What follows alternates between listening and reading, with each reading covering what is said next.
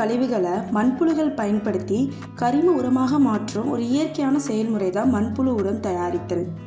அதோட செயல்முறை பற்றி நம்ம பார்க்கலாம். மண்புழு உரத்தொட்டி 2 அடி உயரம், 3 அடி அங்குலமும் தேவையான அளவு நீளமும் இருக்கணும். மண்புழு தொட்டில அடி அடுக்கு, படுக்கை அடுக்கு, தீவன அடுக்கு, படுக்கை அடுக்குன்னு 4 அடுக்குகளை அடுக்கி மண்புழு உரம் தயாரிப்பாங்க. முதல்ல அடி அடுக்கு. காஞ்ச இலை, தேங்காய் ஓடு, தேங்காய் மட்டை, கல் அந்த மாதிரி பொருளை வச்சு 2 இன்ச்சு அடுக்கணும். அதில் பயன்படுத்தக்கூடிய பொருள் அதிக தண்ணியை உரிகிற மாதிரி இருக்கணும். அது இறுக்கமாக இருக்கக்கூடாது. 2வது படுக்கை அடுக்கு. மக்கின சாணம், மக்கின வைக்கோல், கார்ட்போர்ட், துண்டு பேப்பர் அந்த மாதிரி பொருளை வச்சு இந்த அடுக்கை பண்ணுவாங்க. இந்த அடுக்கில் தான் மண்புழு இனப்பெருக்கம் பண்ணும். 3வது தீவன அடுக்கு. விவசாய கழிவு, அடுப்பறை கழிவு, காய் பழங்கள் கழிவு போன்ற கரிம கழிவுகளை சாணி கலவையோடு கலந்து 20 நாள் மக்க வச்சு நல்லா பாதி மக்கினதுக்கு அப்புறம் இந்த படுக்கை அடுக்குக்கு மேலே போடணும். 4வது படுக்கை அடுக்கு.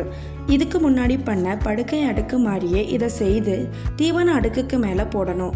அப்போதுதான் தீவன அடுக்கு மேலே ஈக்கள் அரிக்காமல் இருக்கும். அது மட்டும் இல்லாமல் அந்த அடுக்கில் புழுக்கள் இனப்பெருக்கமும் பண்ணும். 45 நாள் கழிச்சு நம்ம மண்புழு உரத்தை அறுவடை பண்ணலாம். 1 வாரத்துக்கு 1 முறை அறுவடை பண்ணலாம். 1 டன் கழிவுல இருந்து நமக்கு 350 - 600 கிலோ மண்புழு உரம் கிடைக்கும். நல்ல கருப்பு நிறத்தில் உலர்த்தியாக இருக்கிற மண்புழு உரத்தை மட்டும் பிரித்து எடுத்து சல்லடையில் சலிச்சு பாக்கெட் போட்டு விற்கலாம். 1 கிலோவை 5 ரூபாயிலிருந்து 6 ரூபாய் வரைக்கும் நம்ம விற்கலாம். அதிக தரமான மண்புழு உரம் கிடைக்க 15 நாளுக்கு ஒரு வாட்டி கிளறி விடணும். 60% ஈரப்பதத்தை எப்போதும் பராமரிக்கணும். மண்புழு அதோட தோலால தான் மூச்சு விடும். அதனால ஈரப்பதம் 60% கீழே போகக்கூடாது.